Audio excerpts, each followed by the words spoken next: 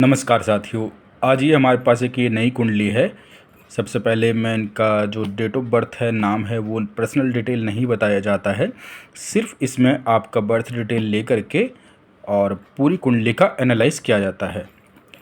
इनका जन्म नक्षत्र है उत्तराषाढ़ में इनका जन्म हुआ है। और षडबल में इनके सबसे अधिक बलवान है सूर्य, शनि, शुक्र, मंगल। ये क्रमशः ये चारों ग्रह क्रमशः बलवान है। सबसे अधिक सूर्य, मंगल, सूर्य, शनि, शुक्र और मंगल। नक्षत्र के बारे में जान लेते हैं। लग्न है इनका पुनर्वसु नक्षत्र में, सूर्य है इनका भरणी नक्षत्र में, चंद्रमा है उत्तराषाढ़ नक्षत्र में, मंगल है मृगशिरा नक्षत्र में। उसके बाद बुध है इनका कृत्तिका नक्षत्र में, गुरु है इनका रोहिणी नक्षत्र में, शुक्र है भरणी, शनि है पूर्वाषाढ़ा, मंगल शतभिषा और केतु मघा। उसके बाद इनका पाया है तांबा, वर्ण है वैश्य, योनि है नकुल और गण है ये मानव गण के। अब आ जाते हैं इनकी लग्न कुंडली की तरफ। इनका मिथुन लग्न है और लग्नेश गए हैं द्वादश भाव में। बुध है इस लग्न के स्वामी बुध होते हैं जो द्वादश भाव में गए हुए हैं। और इनकी जो जन्म राशि बनती है वो मकर राशि बनती है। चंद्रमा मकर राशि में बैठे हुए हैं, इसलिए इनकी जन्म राशि जो है वो मकर है। लग्न में मंगल बैठे हुए हैं और षडबल में भी अगर देखा जाए यहाँ पर तो षडबल में भी चौथे नंबर पे आ रहे हैं, ठीक ठाक बलवान है। लग्न में जब मंगल बैठे हुए हैं, हालांकि मंगल यहाँ पे इस कुंडली के लिए मार्केश है, तो जब जब इसकी दशा आएगी तो ये स्वास्थ्य को लेकर के परेशानी देंगे। लेकिन मंगल का जो नैसर्गिक कारकत्व है, अर्थात साहस, ऊर्जा, क्रोध, कभी कभी मन में चंचलता या कभी कभी मतलब पेशेंस लेवल की ये थोड़ा कमी करता है।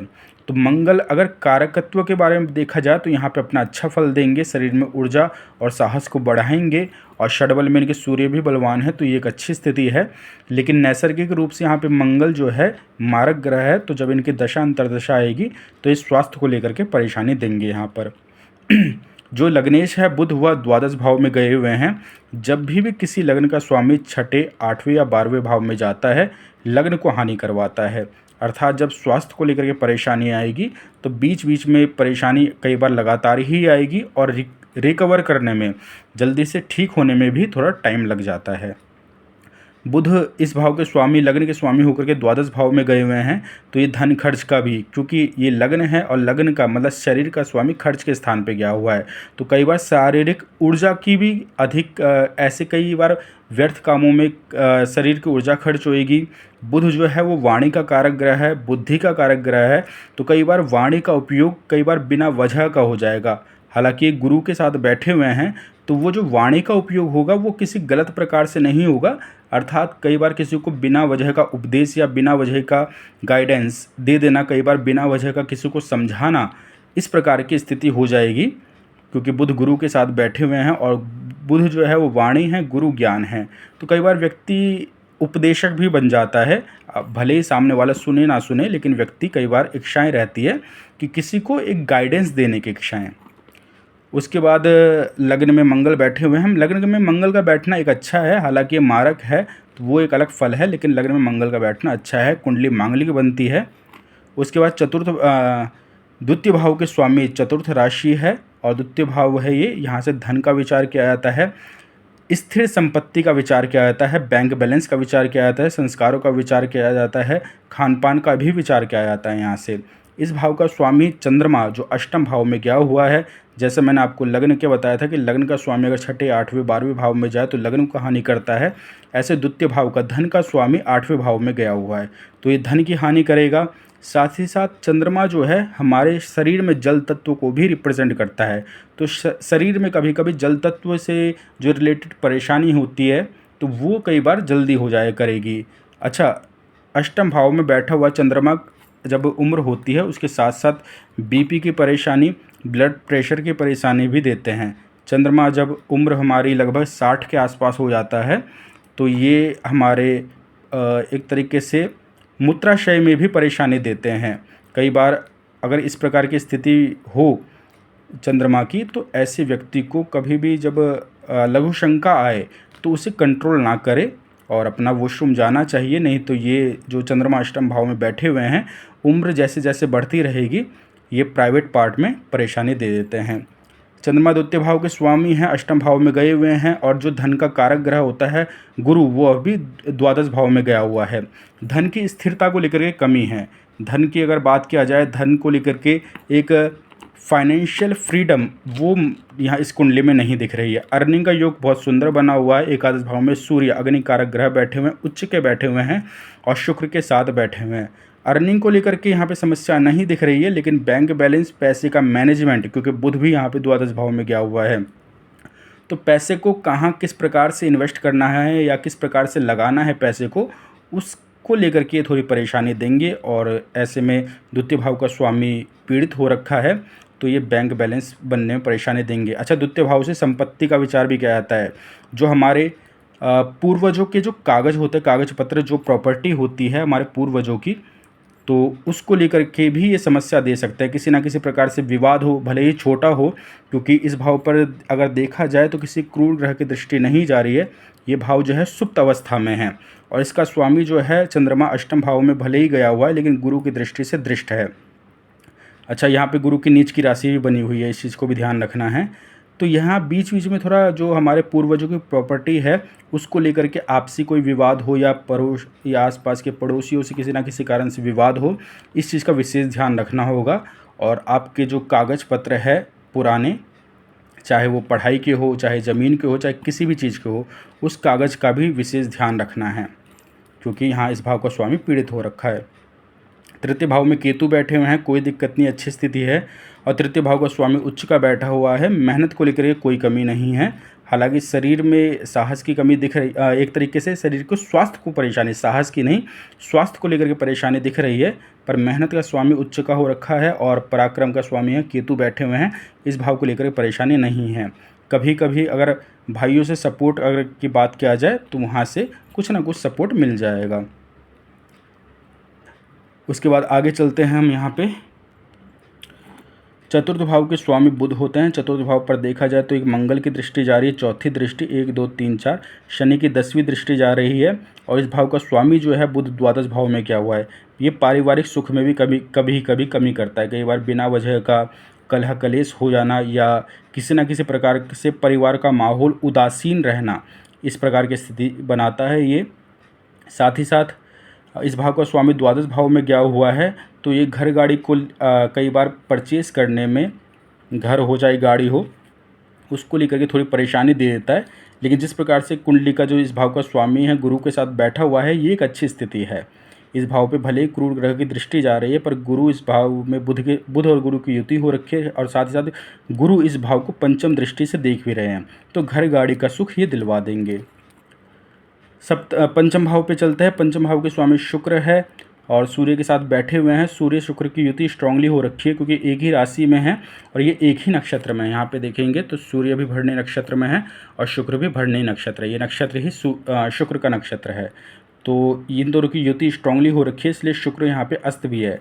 लेकिन संतान सुख को लेकर के परेशानी नहीं है। हालांकि संतान का कारक ग्रह गुरु है, ये कभी कभी परेशानी दे देगा, पर संतान होने को लेकर के परेशानी नहीं है। संतान हो भी जाएगी और उससे सुख भी मिल जाएगा। छठे भाव का स्वामी मंगल है, लग्न में बैठे हुए हैं। शत्रुहंता योग हम इसको कह सकते हैं, और 2 शुभ ग्रहों की दृष्टि जा रही है।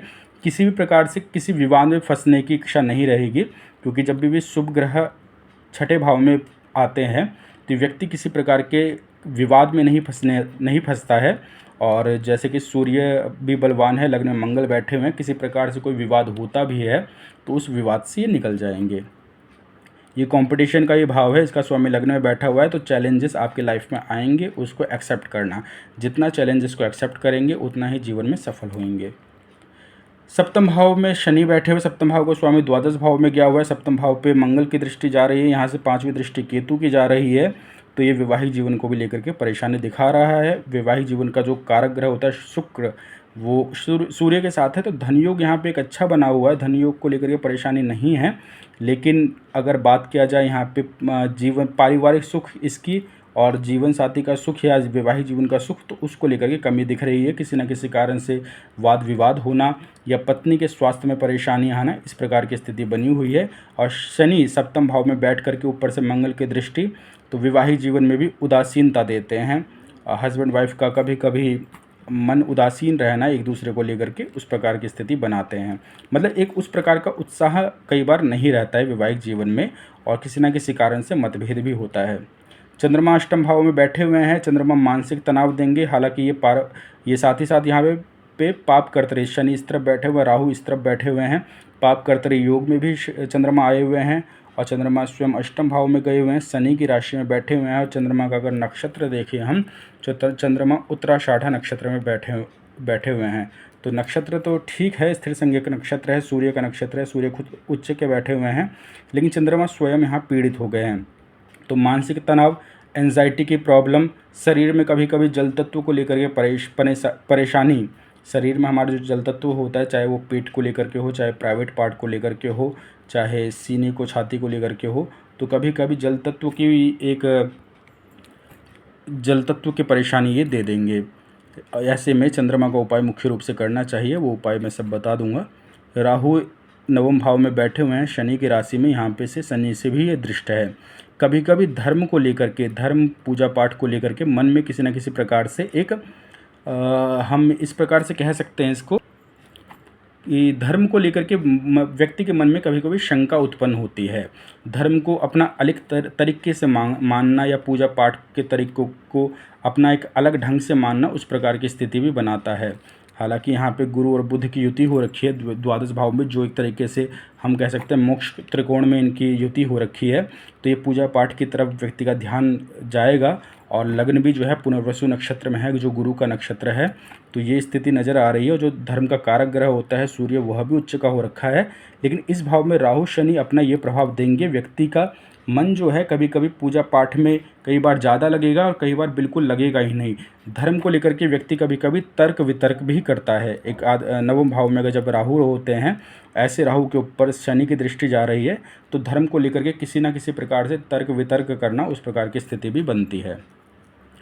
दसम भाव के स्वामी गुरु होते हैं, और ये गए हुए हैं द्वादश भाव में। इस भाव को भी लेकर के उतना अच्छी स्थिति नहीं कहेंगे हम, क्योंकि करियर में बार बार एक अस्थिरता दे देते हैं ये, और करियर में कई बार बदलाव आता है, और कई बार नौकरी को चेंज करने का, नौकरी को छोड़ने का, उस प्रकार की स्थिति बनाते हैं। मतलब प्रोफेशनल लाइफ में बदलाव कई बार दे देते हैं। अगर ये कोई ऐसा काम करे, जैसे इस भाव का स्वामी इस भाव में गया हुआ है, तो ट्रैवल से रिलेटेड काम करे तो वो एक अच्छा काम रहेगा। चाहे ये कोई सी ऐसी नौकरी करे जहाँ पे ट्रैवल ज़्यादा करना हो, या फील्ड वर्क पे अधिक तक रहना हो। जैसे न्यूज़ रिपोर्टिंग वाले जो होते हैं, वो किसी ना किसी प्रकार से अलग अलग जगह जा कर के रिपोर्टिंग करते हैं, तो वो एक अच्छा काम हुआ। और एक जैसे एयरलाइंस होता है, तो जो प्लेन में सफ़र करते हैं, या कोई बस इत्यादि होता है, मतलब कि फील्ड पे ज़्यादा एक्टिवेट रहना, जिसमें ट्रैवल ज़्यादा करना पड़ता हो, तो अगर ऐसा काम व्यक्ति का होता है तो अच्छा है। हाँ, ये काम विदेश से भी संपर्क का अच्छा रहता है। अगर किसी न किसी प्रकार से विदेशी काम हो, जैसे इंपोर्ट एक्सपोर्ट का, मतलब कि एक जगह पे स्टेबिलिटी ना रहे, कोई ऑफिस में बैठने वाली कंडीशन ना हो, किसी न किसी प्रकार से आप फील्ड में एक्टिवेट रहे किसी न किसी भी प्रकार से, तो ये जॉब फिर अच्छी रखते हैं ये। क्योंकि ये इस भाव का स्वामी अगर द्वादश भाव में गया हुआ है, तो यही एक काम इन व्यक्ति के लिए अच्छा रहता है कि ये किसी ऑफिस में चेयर पे ना बैठे, किसी न किसी प्रकार से फील्ड पर अपना काम करे। एकादश भाव में सूर्य बैठे हुए हैं, शुक्र बैठे हुए हैं, धन योग अच्छा बना हुआ है। एकादश भाव में अग्नि कारक ग्रह उच्च के बैठे हुए हैं, जो षडबल में सबसे अधिक बलवान है। यहाँ पे देखेंगे सूर्य यहाँ पे इच्छा अनुसार धन को देंगे, समय परिस्थिति अनुसार धन को देंगे। यहाँ पर सूर्य इस प्रकार एकमात्र सूर्य यहाँ पे इतना अच्छा फल दे सकते हैं, जो किसी धन योग से कोई कम नहीं होता है, धन योग और राजयोग से कम नहीं होता है सूर्य का एकादश भाव में बैठना। बुध गुरु की युति हो रखी है, ये एक अच्छी युति माना जाएगा। अगर हम व्यक्ति के ज्ञान की बात करें, या व्यक्ति को अगर किसी को कंसल्टेशन देना हो, किसी को समझाना हो, तो वो एक अच्छी स्थिति है। हालांकि व्यक्ति कई बार व्यर्थ का अपने वाणी का उपयोग कर लेने लग जाता है, कई बार एक लिमिट तक जो होता है बोलना, उस प्रकार की स्थिति कई बार ज़्यादा हो जाती है। तो ये एक युति, हालांकि कभी कभी गुरु और बुध यहाँ पे धन खर्च भी करवाएंगे, और अधिक से अधिक धन खर्च भी करवाएंगे यहाँ पे। ये हुआ है लग्न कुंडली का फल आदेश। नवमांश कुंडली पर चलते हैं। नवमांश कुंडली का लग्नेश जो है अष्टम भाव में गया हुआ है, यहाँ से वाइफ के स्वास्थ्य को लेकर के परेशानी दिख रही है, और थोड़ा बहुत लग्न कुंडली से भी परेशानी दिख रही है। लग्नेश भी यहाँ पे मंगल है, तो वाइफ के स्वभाव में भी थोड़ा उग्रता या चंचलता हम कह सकते हैं, और यहाँ से भी वैवाहिक जीवन में थोड़ा तनाव का माहौल कह सकते हैं। हालांकि वाइफ की जो यहाँ पे गुरु बैठे हैं अच्छी स्थिति है, सूर्य भी अपनी अच्छी स्थिति में है, शुक्र शनि की युति हो रखी है इस भाव में भी, और इस भाव में की भी सप्तम में शनि बैठे हुए हैं, यहाँ पे भी शनि बैठे हुए हैं, शुक्र शनि की युति। अगर भौतिकता की बात किया जाए, धन की बात किया जाए तो उसको लेकर के अच्छा योग होता है, लेकिन अगर पारिवारिक खुशी और उसमें खासकर पति पत्नी प्रेम प्रसंग की बात किया जाए तो उसमें कभी ये कमी करते हैं। ये एक अच्छा योग नहीं है अगर जीवन साथी को लेकर के देखा जाए तो। लेकिन भौतिक इच्छाओं को लेकर के, जैसे शनि दसम और एकादश के स्वामी हो रखे हैं, तो वाइफ अगर जॉब करे या वाइफ को आप अपने किसी प्रकार से बिजनेस में इन्वॉल्व करें तो ये एक अच्छा फल दे देंगे। लेकिन वैवाहिक जीवन के परस्पर संबंध को लेकर के वो इसको लेकर के उतना अच्छा फल नहीं देते हैं। अष्टम में मंगल बैठे हुए हैं, आयु वृद्धि करेंगे, ठीक है। नवमांश कुंडली से भी परेशानी नहीं नज़र आ रही है उतनी, बस एक ये योग है।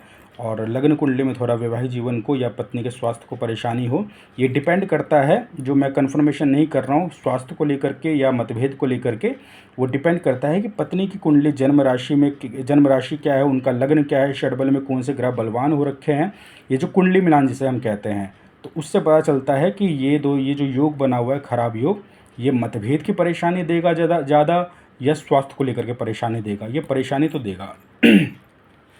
दसम भाव पे चलते हैं, दसमांश कुंडली पर चलते हैं। दसमांश कुंडली का लग्नेश जो है शनि बैठे हुए हैं छठे भाव में। यहाँ से यही समझ में आ रहा है कि जिस प्रकार से इस भाव का स्वामी द्वादश भाव में गया हुआ है लग्न कुंडली में, कर्म स्थान का, नौकरी का हम कह सकते हैं, कर्म का, ये ऑल ओवर कर्म को रिप्रेजेंट करता है। ऐसे ही दसमांश कुंडली का लग्नेश भी छठे भाव में गया हुआ है, तो लाइफ में प्रोफेशनल लाइफ को लेकर के चैलेंजेस आएंगे, उस चैलेंजेस को एक्सेप्ट करना होगा, तभी आप जीवन में उन्नति करेंगे। दसमांश कुंडली का लग्न अगर दसम भाव देखा जाए तो ये एक अच्छी स्थिति में है, कोई परेशानी नहीं है। मंगल यहाँ नीच के हो गए हैं, और साथ ही साथ इस भाव को लेकर के कभी कभी काम को लेकर के हस्बैंड वाइफ के बीच में या किसी न किसी पार्टनर को लेकर के, ये सिर्फ हम वाइफ को ही हम पार्टनर नहीं मानेंगे, या हमारे प्रोफेशनल लाइफ में कोई, चाहे बिजनेस पार्टनर हो, चाहे नौकरी में कोई हमारा दोस्त हो, पार्टनर हो, तो उसको लेकर के मंगल यहाँ कभी कभी एक उग्रता दे देंगे, किसी न किसी प्रकार का मतभेद लेकर के आएंगे, फिर चाहे वो पार्टनर पत्नी हो और या चाहे कोई दोस्त हो। चतुर्थ भाव में यहाँ पे राहु बैठे हुए हैं, चतुर्थ भाव का स्वामी मंगल नीच का हो रखा है। कभी कभी जो जॉब में, प्रोफेशनल लाइफ में जो लोग होंगे, आपको अगर ऐसा लगे कि वह आपके अपने हैं, तो ऐसा बिल्कुल नहीं है। वह किसी न किसी प्रकार से आपके मुंह पे हो सकता है कि वो आपको अच्छा लगे, आपकी तारीफ़ करे या किसी न किसी प्रकार से, पर वो पीठ पीछे आपकी तारीफ़ नहीं करते हैं। एक तो राहु बैठा हुआ है मेष राशि का, और इस भाव का जो स्वामी है मंगल, वो भी नीच का रखा है। मतलब जॉब में एक आपको अपनापन, या बिजनेस में एक आपको अपनापन, मतलब जो सहयोगी होंगे आपके साथ काम करने वाले, उनसे एक अपनापन आप उम्मीद बिल्कुल मत रखना। बाकी यहाँ से चैलेंजेस आप एक्सेप्ट करिए, और दसम भाव भी अच्छा हो रखा है। दसमांश कुंडली ऑल ओवर अगर देखा जाए तो ठीक ठाक है। विषांश कुंडली ये धार्मिकता को लेकर के है, क्योंकि इनका प्रश्न भी है धार्मिकता को लेकर के, इसलिए मैंने ये विषांश कुंडली भी बनाई है। विषांश कुंडली के लग्न में ही गुरु बैठे हुए, लग्न से अष्टम भाव में गए हुए, ये एक अच्छी स्थिति है साधना को लेकर के। एक तो गुरु बैठे हुए हैं लग्न से अष्टम भाव में, किसी न किसी प्रकार की गुप्त विद्या या गुप्त साधना ये करवाते हैं, ठीक है। दसमांश कुंडली, विषांश कुंडली में यहाँ पे कोई परेशानी नहीं नज़र आ रही है, ठीक ठाक कुंडली है, साधना के लिए बहुत सुंदर स्थिति है। अब अष्टक वर्ग पे चलते हैं। अष्टक वर्ग में जाएंगे, लग्न में 25 पॉइंट बने हुए हैं, इसमें एवरेज पॉइंट 28 होना चाहिए तो ठीक रहता है। लग्न में 25 पॉइंट बने हुए हैं। शरीर कभी कभी जब कुंडली में के लग्न में अगर कम पॉइंट बने हुए होते हैं अष्टक वर्ग के, तो कुंडली में बना हुआ चाहे राजयोग हो, चाहे धन योग हो, चाहे किसी भी प्रकार से शुभ स्थिति हो, उसके फल में भी कमी आती है, क्योंकि लग्न में पॉइंट स्ट्रांग नहीं है, तो लग्न उस शुभ फल को झेल नहीं पाएगा। और जो खराब फल है कुंडली में जो बने हुए दुर्योग है, चाहे ये दुर्योग हुआ, चाहे ये दुर्योग हो, चाहे चंद्रमा का अष्टम भाव में बना, तो उसका प्रभाव जल्दी दिखने लग जाता है। मतलब शरीर को किसी न किसी प्रकार से आपको स्वास्थ्य को लेकर के, एक तो मतलब हमेशा स्वास्थ्य का ध्यान रखना होगा विशेष रूप से, और साथ ही साथ ये चैलेंजेस भी लाइफ में थोड़ा देते हैं। द्वितीय भाव में 26 पॉइंट बने हुए हैं, यहाँ से भी धन की स्थिति लग्न कुंडली से भी हमें नज़र आ रहा है कि द्वितीय जो है चंद्रमा यहाँ बैठे हुए हैं, धन के कारक गुरु द्वादश भाव में गए हुए हैं, ऐसे यहाँ पे भी 26 पॉइंट है। तो धन के बैंक बैलेंस बनाने को लेकर के परेशानी है। अगर अर्निंग की बात किया जाए ना, तो यहाँ पे देखिए 32 पॉइंट है। पैसे आने को लेकर के परेशानी नहीं है, पर पैसे जाने को लेकर के मतलब पैसे की स्थिरता, फाइनेंशियली फ्रीडम व्यक्ति के अंदर तब आता है जब व्यक्ति फाइनेंशियली उसकी वेल्थ स्ट्रांग हो जाती है, तो उसको लेकर के कमी दिख रही है। पर पैसे आने का अच्छा योग है। इसमें 24 पॉइंट है, कोई दिक्कत नहीं। इसमें 31 पॉइंट है। जो यहाँ पे हमें थोड़ी बहुत कमी दिख रही थी पारिवारिक सुख को लेकर के, तो यहाँ पे 31 पॉइंट मिल गए हैं, तो पारिवारिक सुख मिल जाएगा, घर गाड़ी का सुख भी मिल जाएगा। इसमें 30 पॉइंट है, ठीक है, अच्छी स्थिति है। इसमें 28 पॉइंट है। अब आप देखेंगे यहाँ पे 25 है, यहाँ पे 28 है। चैलेंजेस में ज़्यादा पॉइंट आ गए हैं, तो लगन इसको झेल नहीं पा रहा है। तो लाइफ में चैलेंजेस, चाहे वो हेल्थ वाइज हो, चाहे प्रोफेशनल वाइज हो, चाहे फाइनेंशियल वाइज हो, कभी कभी चैलेंजेस ज़्यादा आएंगे कि आपका जो स्वभाव है या आपका शरीर है उसको झेल नहीं पाएगा। हालांकि लग्न में मंगल बने हुए हैं, ये हिम्मत टूटने नहीं देते हैं व्यक्ति की। जो भी ग्रह लग्न में बैठा हुआ है या किसी भी ग्रह की बात किया जाए, अपना नैसर्गिक फल वो देता है। तो नैसर्गिक फल के लिए मंगल एक यहाँ पे बैठना एक अच्छी स्थिति है, और षड में सूर्य का बलवान होना ये भी एक अच्छी स्थिति है। और दोनों ही ग्रह इस कुंडली के लिए कोई विशेष कारक ग्रह नहीं है। मंगल मारक है और सूर्य जो है वो तृतीय भाव के स्वामी हो रखे हैं, तो कारक तो दोनों ही नहीं है इस कुंडली के लिए। लेकिन कारकत्व की बात किया जाए कि जब इनका नैसर्गिक फल होता है तो दोनों ही अग्निकारक ग्रह है, षडबल में भी अधिक बलवान हो रखे हैं यहाँ पर। तो शरीर में एक ऊर्जा, उत्साह और एक विल पावर की कमी करेंगे। जीवन में कुछ एक अच्छा सफलता को प्राप्त करना, व्यक्ति का महत्वाकांक्षी होना, वो निरंतर बना रहेगा। मतलब हिम्मत नहीं टूटने देते हैं ये। और यहाँ पे 28 पॉइंट बने हुए हैं, तो चैलेंजेस को एक्सेप्ट करना होगा और उनसे लड़ना भी होगा। 22 पॉइंट बने हुए हैं, कोई दिक्कत नहीं है। यहाँ 25 पॉइंट बने हुए हैं, इसमें कोई दिक्कत नहीं है। यहाँ पे 35 पॉइंट बने हुए हैं, बहुत अच्छी स्थिति है, भाग्य के साथ मिल जाएगा। अगर यहाँ पे देखें तो यहाँ पे थोड़ा भाग्य को भी लेकर के देरी का योग दिख रहा है। एक तो राहु बैठे हुए हैं, शनि की दृष्टि जा रही है, लेकिन यहाँ पे 35 पॉइंट बने हुए हैं, तो समय परिस्थिति के अनुसार भाग्य के साथ मिल जाएगा। 40 पॉइंट बहुत सुंदर स्थिति है कामकाज को लेकर के। जो हमें लगन कुंडली से थोड़ी परेशानी दिख रही थी, मतलब कामकाज समय समय पर आपको मिल जाया करेगा। नौकरी या बिज़नेस को लेकर के कोई मेजरली इशू नहीं फेस करने होंगे। हालांकि अभी मैं आपके क्वेश्चन रिकवर करने वाला हूं, क्या क्या क्वेश्चन आपके हैं वो भी, उसका भी जवाब देने वाला हूं मैं। इसमें 32 पॉइंट बने हुए हैं, अर्निंग को लेकर कोई परेशानी नहीं है। 19 पॉइंट बने हुए हैं, ठीक है। अब इनके कुछ प्रश्नों को ले लेते हैं, फिर हम इनके दशाओं के ऊपर चलेंगे।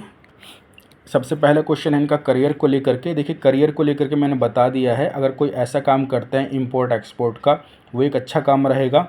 एकादश भाव में सूर्य उच्च के बैठे हुए हैं, जो षडबल में सबसे अधिक बलवान हो रखे हैं। नवमांश कुंडली में भी स्वराशि के बैठे हुए हैं। दसमांश कुंडली में भी देखा जाए तो स्वराशि के बैठे हुए हैं। तो अगर ये सूर्य से रिलेटेड, सूर्य जो होता है वो किसी न किसी प्रकार से गाइडेंस देना उसको रिप्रेजेंट करता है।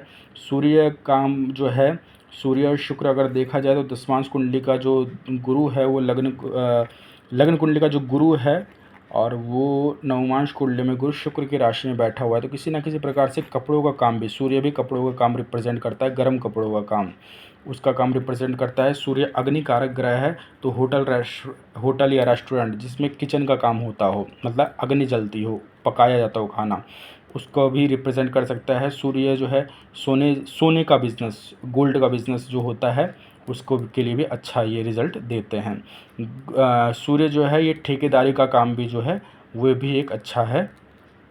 तो इस प्रकार से ये अर्निंग कर सकते हैं, और सबसे अच्छा रहेगा क्योंकि इस भाव के स्वामी द्वादश भाव में गए हुए हैं, तो किसी न किसी इंपोर्ट एक्सपोर्ट के काम से जोड़ेंगे तो वो ज़्यादा अच्छा रहेगा, जिसमें इन्हें किसी न किसी प्रकार से मार्केट में ज़्यादातर टाइम रहना हो।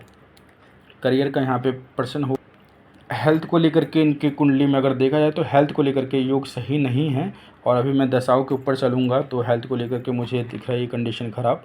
और जो चंद्रमा भी अष्टम भाव में गए हैं, ये स्वास्थ्य को लेकर के परेशानी बीच बीच में देते हैं। व्यक्ति का एक मनोबल भी कभी कभी कमज़ोर कर देते हैं। ये नींद में भी कभी कभी परेशानी देते हैं।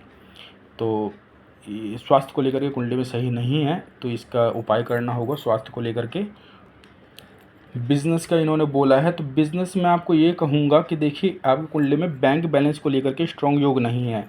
कोई भी बिज़नेस जब इस्टाब्लिश हमें करना होता है, कोई भी बिज़नेस, तो देखिए मैंने अधिकतर बिजनेसमैन की कुंडली देखी है, बहुत अच्छे सफल बिजनेसमैन की कुंडली देखी है, और जब मैंने उनसे बात किया तो उन्होंने मुझे बताया कि उनको अपने बिज़नेस को स्टेबल करने में, एक अच्छी स्टेबिलिटी देने में कम से कम 4 से 5 साल लग गया। तो किसी ना किसी प्रकार से आप कोई छोटी शुरुआत कर सकते हैं, तो वो ज़्यादा ठीक रहेगा। चाहे छोटा इंपोर्ट एक्सपोर्ट का ही हो गया, या किसी न किसी प्रकार से कोई छोटी शुरुआत कर सकते हैं आप। साथ ही साथ जॉब में किसी न किसी प्रकार से आप अर्निंग सोर्स बनाइए अपना, और कोई छोटी शुरुआत करिए, एक साइड बिजनेस जिसे हम कहते हैं, तो वो ज़्यादा ठीक रहेगा आपके लिए। और जो मैंने किस टाइप का बिज़नेस आपके लिए ठीक रहेगा वो भी मैंने आपको बता दिया है। बिज़नेस आपका क्यों नहीं चल पाया, उसके लिए मुख्य रूप से प्रधानता जो है, एक तो महादशा अंतर्दशा की है, और धन का स्वामी जो है वह भी यहाँ पे गया हुआ है, क्योंकि कोई भी बिज़नेस जो होता है मुख्य रूप से धन को लेकर के ही किया जाता है, क्योंकि आप उसमें अपना पैसा लगाते हैं। बिज़नेस का कारक ग्रह जो है बुध, वो भी द्वादश भाव में गया हुआ है, ये इतनी हानि नहीं करेगा। और यहाँ पे नवमांश कुंडली में भी देखा जाए तो बुध जो है इस भाव में गए हुए हैं, 11वीं राशि में गए हुए हैं, जो 11वीं राशि लग्न कुंडली इसमें बनी हुई है, यहाँ पे लाभ स्थान को लेकर। तो बुध को का खराब रिजल्ट तो यहाँ पे नहीं माना जाएगा, मुख्य रूप से प्रधानता जो है इसी का माना जाएगा। और लग्न में जो कम पॉइंट बने हुए हैं, लग्नेश जो पीड़ित हो रखा है, इसकी भी यहाँ पे भूमिका रहेगी जीवन में संघर्ष की। और जो महादशा अंतर्दशा के कारण आपका बिजनेस जो नहीं चल पाया है उसकी मैं बात कर लेता हूँ। इनका जो और क्वेश्चन है, बिजनेस हो गया, इनकम सोर्स हो गया है आपका, गुरु दशा का प्रभाव क्या रहेगा, और साधना। साधना के लिए बहुत अच्छी स्थिति, आप साधना कर सकते हैं, कोई गुप्त साधना कर सकते हैं, सबसे अच्छा रहेगा। अगर आपके पंचम भाव में देखा जाए, तुला राशि बनी है, इसके स्वामी शुक्र होते हैं। लग्न का विषांश कुंडली जो धार्मिकता को दर्शाता है, ये कुंडली धार्मिक कार्य के लिए देखी जाती है, तो इसका स्वामी भी शुक्र है, अष्टम भाव में गया हुआ है।